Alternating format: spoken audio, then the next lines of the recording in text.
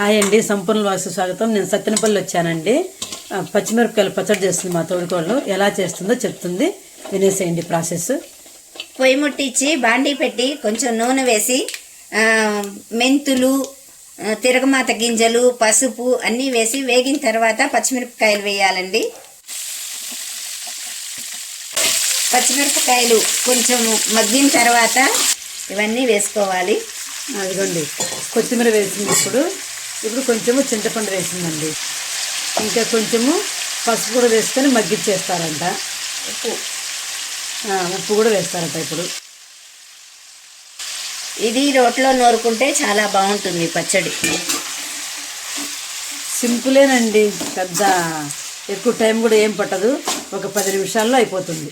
కావాలి అనుకుంటే చిన్నులపై వేసుకోవచ్చు, వద్దు అనుకుంటే ఇలాగనే పచ్చిమిరపకాయల కారం. ఇది వారం రోజులైనా టేస్ట్ బాగుంటుంది. అండి ఇంకా మిక్సీ వేసుకోవాలి.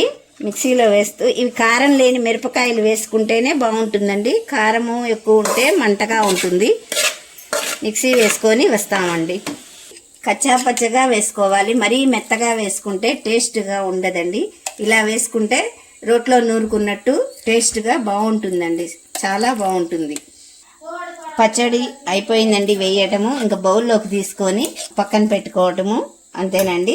ఎందుకంటే దీనికి తిరగమాతలు అలాంటివి బాగోవండి. వేడి వేడి అన్నంలో వేసుకొని నెయ్యి వేసుకొని తింటే చాలా సూపర్గా ఉంటుందండి. చాలా టేస్ట్గా ఉంటుందండి. ఆమె వంటలు చేయటంలో చాలా ఎక్స్పర్ట్ అండి, నాకన్నా కూడా. అందుకని చెప్పానని నేను ఇక్కడికి వచ్చాను కదా, అందుకని రెసిపీ చేయించాను. ఈ రెసిపీ కనుక నచ్చితే లైక్, షేర్, సబ్స్క్రైబ్ మీరు తప్పనిసరిగా ఇది ట్రై చేయండి. చాలా టేస్ట్గా ఉంటుంది.